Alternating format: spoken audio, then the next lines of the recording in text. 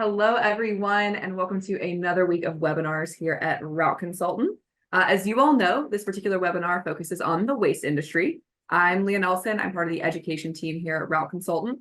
I usually focus on the financial and analysis aspects of different businesses and different industries, including the waste industry. So today, we're all coming together to learn more about the waste industry and answer any and all questions that you all have got. If you've never joined us for a webinar before, we do follow a certain format every week. So first, we will cover kind of the content for this week, and then a couple of updates. And then at the end, we will leave time for a Q&A session if any of you have any outstanding questions. The questions can be pertaining to today's topic or really any questions on the waste industry as a whole. So you're not limited to just today's topic. If you have anything about waste, feel free to ask us. We're here to answer any questions that you've got. And if you are watching this on YouTube later on, since you won't have the opportunity to ask questions live, please reach out to us at info@routeconsultant.com for any questions that you've got about the waste space. Or feel free to join us for next week's webinar to ask your question live. We do the webinars at the same time every week, same time and day each week. So speaking of questions, if you do have a question at any point during the webinar today, make sure that you are dropping those questions in the Q&A feature at the bottom of the window. If you put your questions in the chat feature, I probably won't see them, so they probably won't get answered. We can only really monitor one at a time. So the Q&A is the best place to type your question so I can see it and we can discuss anything that you've got. So if you all have joined us before, you know that Tommy is our resident expert in the waste industry. If this is your first time joining us for a waste webinar, Tommy has worked in the waste industry for decades and has invaluable experience in that field. If you do want to know more about Tommy and his background, I encourage you to visit our YouTube page and watch the first waste webinar that we ever did. It was a couple weeks ago. And if you want to learn more about the waste industry as a whole, we do have several other webinars posted on there as well. So you can get a lot of really good education from our YouTube page. So let's just go ahead and jump into it today. So today we will be chatting about the key elements of a waste contract. Who you can have a contract with, terms, everything you need to know about contracts in the waste space. So with that, we will go ahead and welcome Tommy on. So there are really three types of agreements. One is the ones you would have if you have a municipal contract. The other is what you would have business to business. So your business and you're picking up the waste at another business. And then the third would be residential. On those that aren't municipal contracts, that would be considered subscription.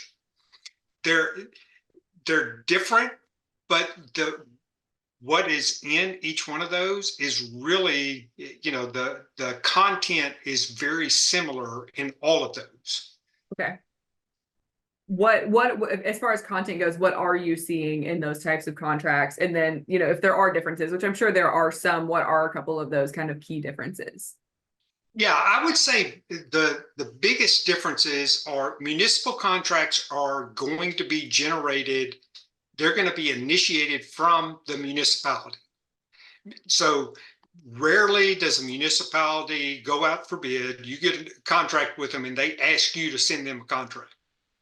Okay, perfect. And then what would be in that agreement per se for the, what are the expectations from the municipality? What are they expecting to see in that agreement? What are you expecting to see in that agreement? One is you want to make sure that you're defining the services that they are expecting you to perform and the waste that you are to pick up. In many cases in municipal contracts, there's household waste because, again, most of these are residential, but you want to make sure that you're not responsible for, hazardous waste, radioactive waste, biomedical waste, toxic, those types of things.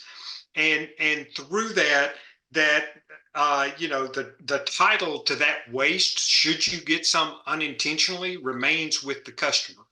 And so that is a big part of that. The other thing with the municipal contract you need to be aware of is things such as yard waste. Is it included? Is it not? And if it is there a volume limit on those?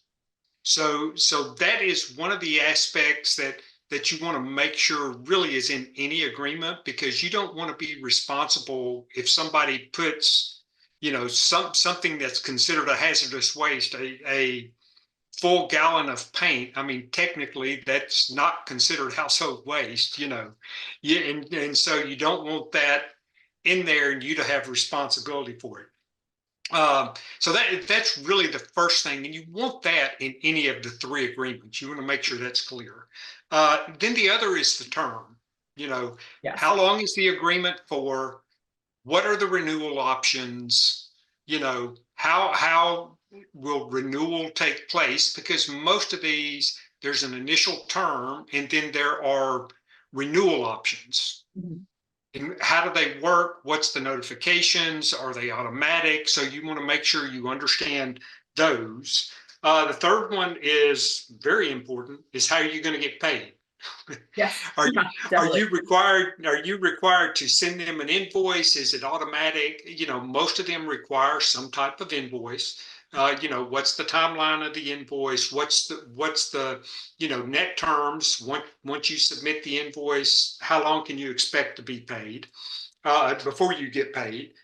Fuel fees are important. That's typically, what's the basis? How is it determined? And most of those are tied to some national, um, matrix of what the fuel fee will be determined. It's not locally, so it's not something that you said, oh, well, I paid, $3.89 for my diesel this month, so this is what it's going to be tied to some type of matrix that's published of some sort. In a municipal, all of these are important in any agreement. The one that changes, typically you don't see a whole lot related to changes in a municipal contract. So Mhm. the municipal contract is going to be, once a week service to all the residents, something of that sort. But when you get into commercial and industrial, that could change. So you want to know how changes would be involved. So if they increase the frequency, if they change a container size, things of that sort, how does that happen? How does that work? The other is equipment.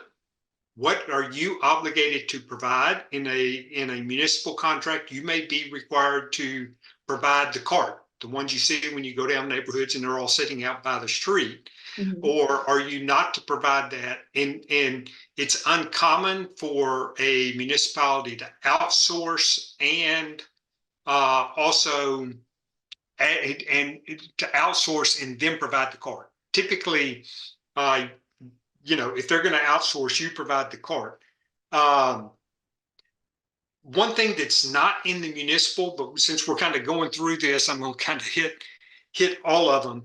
Absolutely. Back on the equipment, on the commercial and industrial side of that, it's important for you to be able to identify that the equipment that you're placing there is yours. I've had instances before where companies have gone bankrupt, and when they go bankrupt, and if it's something major, things get seized, and they're like, "Oh, this container is on this property, so it's ours." So you need to make Mhm. sure that that's clarified in an agreement. And then uh, for also for the businesses, access is important. Uh, Mhm. a couple of things on the access. One is that, your containers, you're going in, you need to be able to have free and clear access when you're going there, because you don't want to keep going back. If a car's parked there or a piece of equipment is parked in front of the dumpster, you want to make sure that's clear. But more important on the commercial side and industrial side of that is that you're not responsible for the access way or the pavement that's there, Okay. because so many these trucks are heavy. You look at a commercial front loader truck, they're heavy, and then you're dumping the container, on a front loader up over the cab of the truck. That Mhm. adds weight to the front. They're steering those tires, and you want to make sure it's clear that it's their responsibility for that pavement and that access. Because again, experience, I've had many customers over the years try to sue us to redo their parking lot. So that's something that's very important to put in there. Any type of liquidated damages if they try to cancel prior to the term. And a big one on all of them is, can you transfer? Yes. Or how you go about transferring the agreement. Should you decide to sell, or you're buying a company, whatever that is, that's important. Absolutely. And I have a couple questions about some of the things you just spoke about too. You mentioned a little bit ago the terms and making sure you know what the term is and how to renew, how it gets renewed. Is there a common term? Is there like, 1 or 2 years, or are they longer than that, or does it depend on the industry, or is there just no industry standard and it's kind of a free for all as far as terms go, and then as far as renewals go as well, how that works? Okay. Yeah. So on the municipal side, Mhm. they're typically 3 to 5 years, and 5 years is not uncommon. And then probably more common is like 3 1-year renewal options on the Mhm. municipal agreements. Um, and on the commercial and industrial side, it's typically the same, 3 to 5 years. But those are evergreen clauses where they will automatically renew if certain processes aren't followed. There's not a written notification 90 days prior or something of that sort. And it can either be they renew at 1-year terms or at like terms. So if it's a 3-year agreement, after 3 years, nobody's done anything, it's going to renew again at 3 years. So the evergreen clauses are in the commercial, that they automatically happen. The municipal is really much more whatever's documented, and it will be very specific based on that municipality. On residential subscription service, there's really not a term. Most people aren't going to go after somebody. Yeah, you can sign a agreement for 2 years, but $35 a month. Nobody's going to waste their time to try to enforce that if somebody decides to go somewhere else. Right. And people move and all kinds of stuff. So that would be a little bit harder to enforce, I feel like. As far as kind of the municipal contracts go as well, kind of speaking to growth, are there terms in the contract you would see, say you've got a certain area that you're servicing for a municipality and that area is really, really growing. Is there anything you would want to see in the contract kind of pertaining to any of that? Yeah, you definitely want to be able to identify the number of units that you're servicing and the ability to adjust those. Um, in many cases, what it is, it's every 3 to 6 months in a municipal agreement, because your price is per unit. So you want to make sure your units are accurate, and you've got to have a common way to do that. In many of them today, it's based on water meters. And Interesting. so if there's a water meter, that's considered an independent unit. So even like, a duplex or something of that sort, they're going to have their own separate meters. So you get paid for both. Mhm.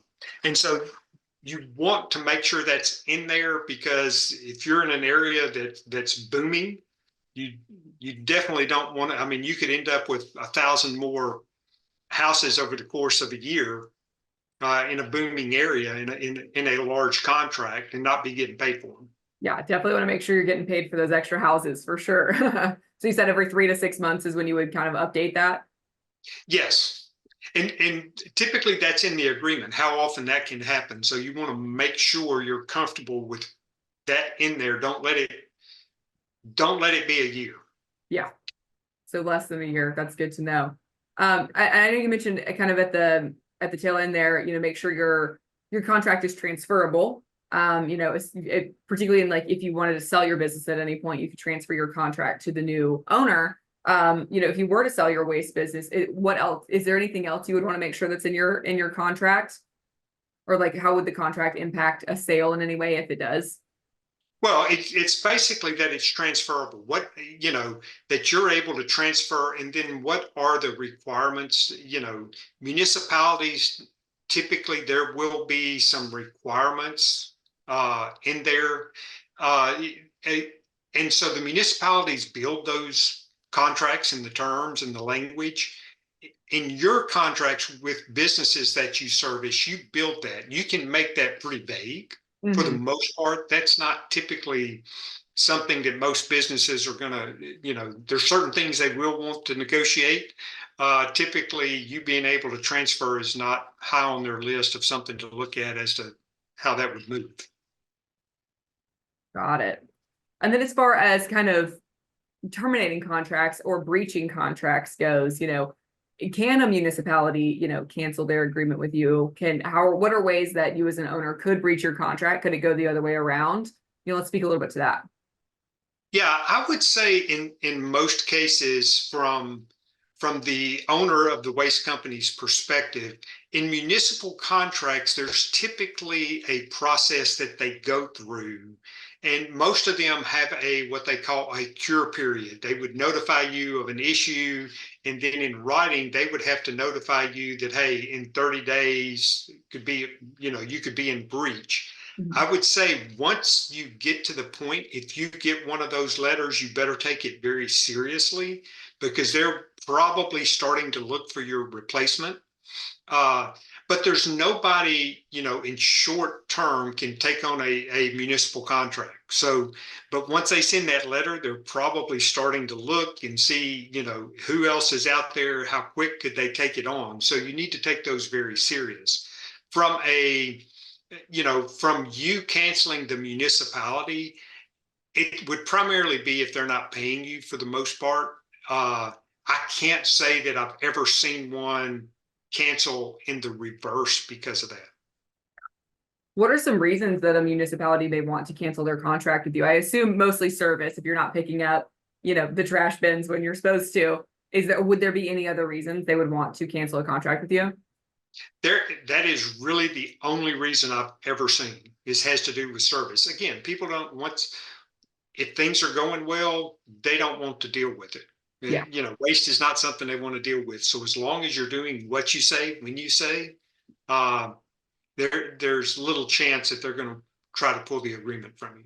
Yeah.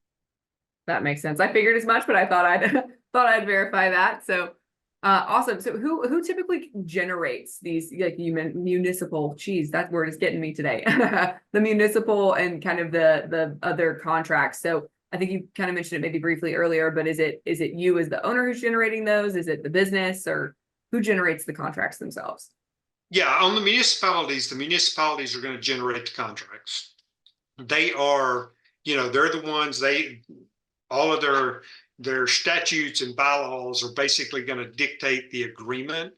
Now, it doesn't mean there's not negotiation in that, but for the most part, the general language is totally going to be provided by the municipality. On your business to other companies, you're going to generate the agreement. You're going to have basically a standard agreement that you can use for anything and everything. And so, some of the headings, topics that we spoke about earlier are things that you want to make sure are in that agreement to protect yourself. Absolutely. So we kind of covered those. So is there, kind of moving on to kind of transfer stations and landfills and things like that aren't necessarily picking up the bins, but what happens after you pick up the bins? Can you have contracts with transfer stations or landfills? You can. It is not necessarily common unless you have a high volume. And that would basically be if you have a high volume and you are committing so much volume for a discounted rate to a landfill or transfer station. That's typically where those come in. And for the most part, those are about, here's your rate as long as you bring us this much volume every month. And then if you don't bring this volume, then your rate's going to be the posted rate. But that's really the only agreements involved with disposal sites. Got it. So if you're a smaller company or what have you, you probably wouldn't have one of those. Only I would assume larger ones do, because they're bringing in enough volume to warrant one. Yeah, it would, and some independent companies don't realize they have that potential to go and say, "Hey, I'm bringing you this much volume."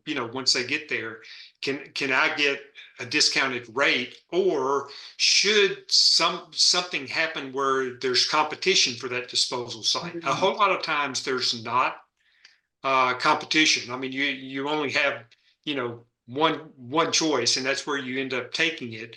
But if something happens, large companies want to feed their landfills. So even though they may put a transfer station in to try to pull volume to feed a landfill that's 70 miles away, in that case, definitely the worst thing you can get is ask and be told no. Mhm. Yeah. Yeah, the answer is always no if you don't ask. So Right. awesome. Let's see what else we could cover here. You said we don't really do residential customers aren't really a thing that has contracts the majority of the time. It's kind of like landscaping. You have your person that comes and takes your trash. So not much to talk about on that front. Is there anything else that we didn't cover that you would say, talk about with contracts that you think is really important? Well, I would say, on the residential, a couple of things that you do want to find a way to get this information is the type of waste and to be able to identify, whether you're going to pick up their yard waste. Mhm. You know, uh, my currently the company that picks up my waste, their requirements are, again, it has to be household waste and it has to be bagged. Mm, They're only going if it's not bagged, they it's going won't. to stay in the bottom of that container. I mean, Yeah. but they made that clear on the front end. So, on those types of things, you want to make sure the type of waste is important. And if you happen to be providing a cart, that you have a way, typically a credit card on file, that you can automatically, get paid for that should they move and take their cart or it get destroyed or something of those things. Those are the two biggest things in a residential subscription service, that you want to find a way to do that. Some are able to do it on their website. They Yeah. have people go on their website and sign up, and you have to click these three boxes, just like anything else you do, over the internet. That they use that for those to cover those areas. Yeah, that makes sense. I say more of an agreement than a contract. It sounds like, yes, I will do this. Yes, I will do this. As far as yard waste goes, and this may just be me wanting to clarify here, that you mean kind of like brush and things like that? Yeah, grass clippings, people trimming, either, especially this time of year, they're trimming back their shrubs or they're replacing shrubs, or, a limb falls down from the storms that come through this time of year, that most individual subscription services, that's not included. That makes sense. Yeah, I know at least in my neighborhood, it's a separate service. So I assumed that was the same everywhere, but wanted to clarify. Yeah, and in municipal contracts, it's critical to understand that. I had an agreement one time on the coast. Hurricanes came through, and even in those situations, there were limits. But I mean, when a hurricane came through, there were tons of yard waste, and that's one of the things we had agreed to do. But you need to understand, the geography you're in, those things that could happen in those types of situations that could totally disrupt your operation. Yeah, that makes that makes sense. Yeah, I'd make sure you've got your ducks in a row, not if you're doing it or not doing it. That's all the direct questions I had. Like I said, is if there's anything else we want to say about contracts, we've got some time for that. And then I know it doesn't look like we have any questions in the Q&A just yet. So if anyone does have those and wants to put the questions in there, that's fine. Otherwise, Tommy, do you have anything additional to add? The only thing we may want to touch base on, if you're buying a company, the term that's remaining on contracts will impact and should impact your purchase price, Okay. because that's really what you're buying is basing on this revenue. Mhm. Uh, and if especially if a large portion, the larger, your larger customers, a municipal contract, if they have 6 months left in the agreement, the value of that is really nothing. Right. Right. Yeah, because it's not guaranteed. And with the new owner taking over, I assume you said they were well, many of the contracts were evergreen earlier, but I assume that's very different when a new owner comes in. Correct. Yeah. So making sure so I obviously the longer that's left on the contract, the more valuable the business is going to be. Um, because you've got that guaranteed revenue in there. Perfect. Well, it's still, like I said, if you got Q&A questions, pop them in the Q&A section below. While we wait on those, we do have, this is very exciting this week, we do have a couple of waste management listings this week, our first one, so that is really exciting. So I'll go through those just really quickly. We do have a waste management business in Western Missouri. It is listed at $1.45 million, which is just above 150% of revenue. It does have around a 30% EBITDA margin, which is really great. It's very consistent over the years of financials that we've got. So it's been a very consistent 30% margin. 4 vehicles are included in the sale, and the operation currently services over 3,000 customers. So that one is in Western Missouri. And then we'll move on. We have a listing in Western Michigan as well. It is priced at $1.1 million. Again, right around a little over 150% of revenue. They have about an 18% EBITDA margin. 2 vehicles included in the sale, and they've got a handful of customers as well. I do know that that one is a roll-off business. So they've got the big roll-off dumpsters. So they've got less customers, but the first one was residential. The second one is going to be roll-off dumpsters. And then we've got a third waste listing, which is a little bit unique here. It's not waste in your typical sense. It is e-waste. So dealing with circuit boards. So it's in central New York. It's a machine called the depopulator, designed to remove the electrical parts from circuit boards without the use of chemicals. So it's definitely a unique device there. It's listed at $350,000. That does come with the patents and all the designs and everything for the machine. Again, a little bit out of the typical waste bucket, but it is e-waste. So it still falls in the waste category, but really excited about those 3 listings. They are on our website. If anyone is interested in those, please reach out to us, go on our website for some more information. And then let's see here. So we got no Q&A questions right now, which is a-okay. If anyone is tuning in, like I said, on YouTube or online, and you do want to ask us questions later, do email us at info@routeconsultant.com. I do want to say as well, we do have our Waste 101 course live on our website. If you do want to sign up for that, it is absolutely free. So go on routeconsultant.com and sign up for the Waste 101 course. We also have, if you take Waste 101 and you decide you really want to learn more about the industry, we have our Waste Summit as well. So you can sign up for that. If you sign up for the Waste Summit, you also get to come to our in-person workshop at the office here in Nashville and meet the team and meet everybody and get to learn more about the waste industry. So a couple of really great products on our website for everyone that's interested. And like I said, if you have any questions at all about the products, about the waste industry, about anything at all, feel free to reach out to us on our website or at info@routeconsultant.com. And it looks like that's really it for today. Thank you so much, Tommy, for all the contract information. And thanks everyone for joining us. Tommy, do we have anything else to add, or are we all good to go? No, I think we're good to go. Sorry for the technical issues, but nobody wanted to see my face anyway. No, not at all. Hey, no issues at all. We got the information we needed, and that's all that matters. So perfect. Well, thanks everybody, and we'll see you all next week.